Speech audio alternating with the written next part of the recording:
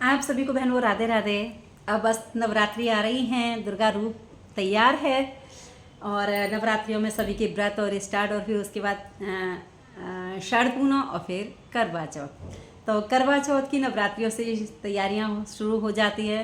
तो मैं सभी पत्नियों से कहना चाहूँगी कि आप सभी के पति बहुत प्यारे हैं, बहुत सुंदर हैं, सभी लोग प्यार, सभी बहुत अच्छे हैं, लेकिन कोई भी चीज़ है ज़्यादा प्रभाव नहीं डालें। जितना पति अपनी स्वेच्छा से दिलवाते हैं वही तो करवा चौथ है। अगर मान लो हम जिद करके और टेंशन दे के अगर हम कोई भी आइटम खरीदते तो हमें पहनना शोभा नहीं देता, खाना शोभा नहीं देता। वो जितनी उनकी कैपेसिटी है उस हिसाब से वो साड़ी लाएं, चाहे बिछुआ लाएं, चाहे ज्वेलरी लाएं, चाहे कुछ भी लाएं, उसी में आप खुश रहें तो देखना कितना मज़ा आएगा। एक चांद को देखते हो, चांद में अपने पति को देखते हो, क्योंकि वही भगवान है। ऊपर चांद के चरणों में भगवान बैठा है और अपने पति को भगवान के रूप में आप चांद के प्रति देखते हो। तो ये भगवान है, तभी तो आप छलनी में देखते हो, क्योंकि पहले आपने चांद देखा, उसकी आरती की, उसके बाद में अपने पति को छलनी से देखा और उसकी आरती की। इसका मतलब वो भगवान है। पति हमेशा भगवान ही होता है और भगवान के चरणों में हम क्या मांगें, जिसे देना है वो अपने आप देगा। हम क्यों अपने तन से मांगें, वो उसे खुद चिंता होती है। पति बेचारे इतने अच्छे होते हैं, अपने लिए कुछ नहीं लाते और बस पत्नियों के लिए और बच्चों के लिए करते रहते हैं। हमेशा खाने से भी ले लो, पीने से भी ले लो और पहनने ओढ़ने से भी ले लो। वो कुछ भी नहीं पहनते, एक सिर्फ पत्नी ही उनकी एक ऐसी आत्माएं होती हैं कि वो उसी के लिए करते रहते हैं। तो क्यों ना हम पति को इतना प्यार दें, इतना अपना दिल चीर के रख दें कि बस उसके आगे कोई भी हमारा नहीं है। प्रभु ने हमें दिया है, बोला है कि यही तो प्रभु है तुम्हारा। हम प्रभु के दर्शन करने जाते हैं, बोला पति ने, प्रभु ने बोला कि तुम्हारे घर में प्रभु बैठा है, तुम उसके केयर करो, उसकी चिंता करो, उसके चरण छुओ।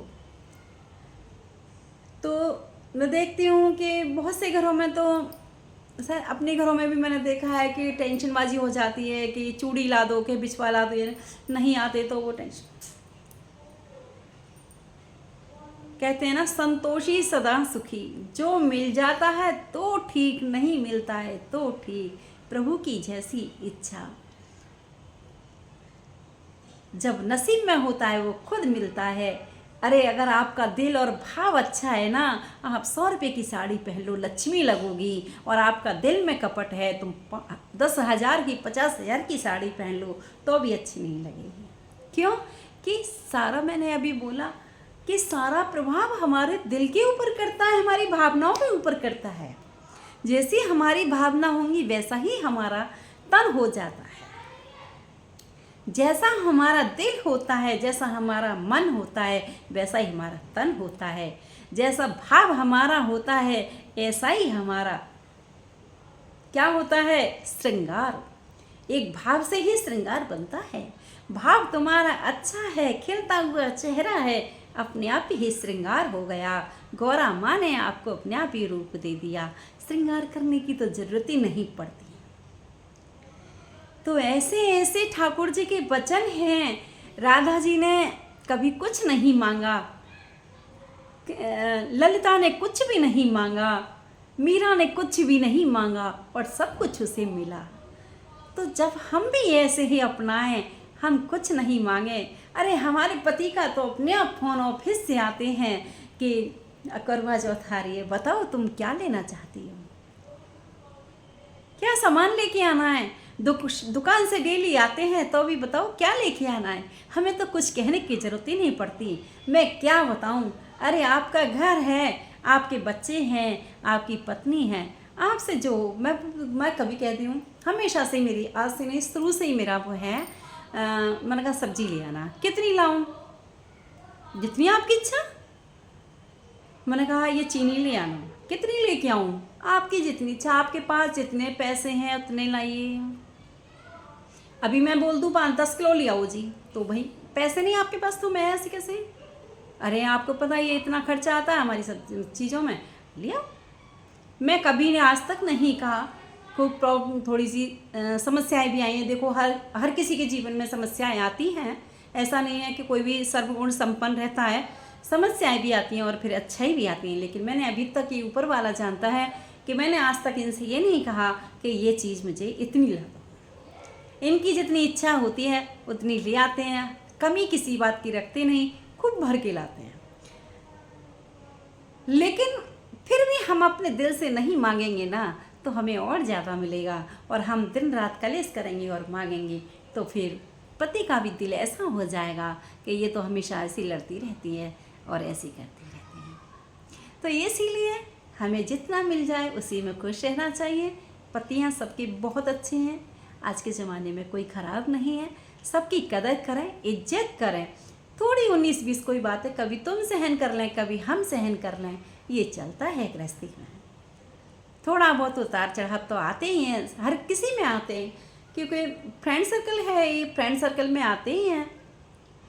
बच्चों में भी आते हैं, बच्चे माँ बेटी में भी होती है, बेटा बेटी में भी होती है, सब में होती है, बहन भाइयों में भी होती है। थोड़ा बहुत चलता ही है जब एक साथ रहते हैं तो इसीलिए कोई परेशान मत करना। अपने अपने पतियों को जितना मिल जाए उसी में सब मस्त रहना। और सब अपनी अपनी वीडियो बना के ज़रूर डालेंगे, क्योंकि ये भी हमारा एक जो इंस्टा फैमिली जो बन चुकी है, यूट्यूब फैमिली है, इंस्टा फैमिली है, फेसबुक फैमिली है, एक क्लब की तरह हो गया है। और सभी अपने अपने जो प्रतिभा होती है उसको निखार के उस पर कंपटीशन में भाग ले रहे हैं। तो ये भी एक कंपटीशन है, ये भी सब वही है, किटी पार्टी है, यही हमारे संस्थाएं हैं, यही हमारी क्लब है। तो सभी लोग आइए, बड़ी प्यारी प्यारी सजाएंगी कि मैं तो देखो इतनी सुंदर नहीं हूँ तो मेरा तो पता नहीं कैसा रूप आएगा, लेकिन मेरी बहनें बहुत प्यारी प्यारी हैं, बहुत सुंदर है, बहुत सुंदर लगती हैं। तो सभी लोग अपनी अपनी वीडियो बना के ज़रूर डालिएगा। और बस ये सारे जो शब्द बोले हैं वो सब आपके ही कहे हुए हैं। मैंने अपनी तरफ से कुछ नहीं बोला, क्योंकि मैं तो कुछ भी नहीं हूँ जो मैं बोल पाऊँगी मैं कौन हूँ। तो जो भी हमसे अगर कोई गलती हो तो उसे क्षमा करना। और शेयर, सब्सक्राइब करो, शेयर करो, इसको लाइक्स करो ज़्यादा से ज़्यादा। और कमेंट्स में बताएं, राधे राधे ज़रूर लिखें और बताएं कमेंट्स में कि कैसा लगा ये ब्लॉग। अगर कोई गलती हुई तो हम आपसे सब क्षमा मांगते हैं। Radhe Radhe, bye bye.